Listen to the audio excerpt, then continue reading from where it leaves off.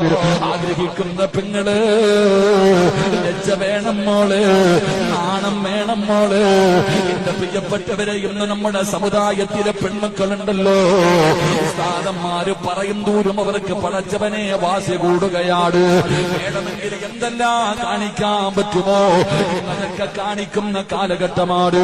പടച്ചവര്, ഈ സമുദായത്തിലെ പെൺകുട്ടികൾക്ക് എന്ത് സംഭവിച്ചു പോയെന്നറിയില്ലല്ലോ, നാണമില്ലല്ലോ.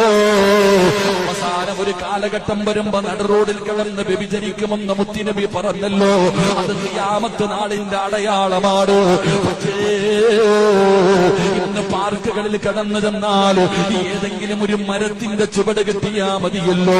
പടച്ചവനെ, മാളുകളിൽ കടന്നു ചെന്നിട്ട് ജനങ്ങൾ മുഴുവനും ഒരുമിച്ച് കൂടുന്ന സൂപ്പർ മാർക്കറ്റുകളുണ്ടല്ലോ, മാളുകളുണ്ടല്ലോ.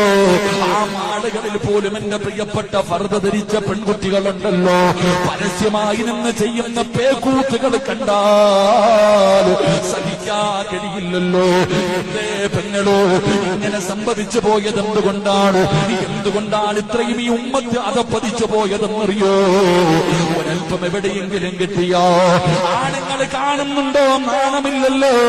വണ്ടികളിൽ കൂടെ പടച്ചവനെ റോഡിലൂടെ പോകുന്ന ബൈക്കുകളിൽ നോക്കിയാൽ ഫർദ ധരിച്ച പെൺകുട്ടികൾ തന്റെ പ്രിയപ്പെട്ട കാമുകനെ തന്റെ മുന്നിലിരിക്കുന്ന മനുഷ്യര് കെട്ടിപ്പിടിച്ചുകൊണ്ട് റബ്ബേ നടുറോഡിലൂടെ വണ്ടിയിൽ സഞ്ചരിക്കുന്ന കാഴ്ച കാണുന്നവരാ.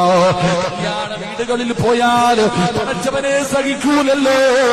നമ്മളിൽ ഒരാൾക്കും ഈമാനുള്ള ഒരു മനുഷ്യനും സഹിക്കാൻ കഴിയാത്ത ഈ ഉമ്മത്തിന് നാണക്കേട് വരുത്തി വെക്കുന്ന, ഈ സമുദായത്തിന് നാണക്കേട് വരുത്തി വെക്കുന്ന രംഗങ്ങളാ സഹോദരാ.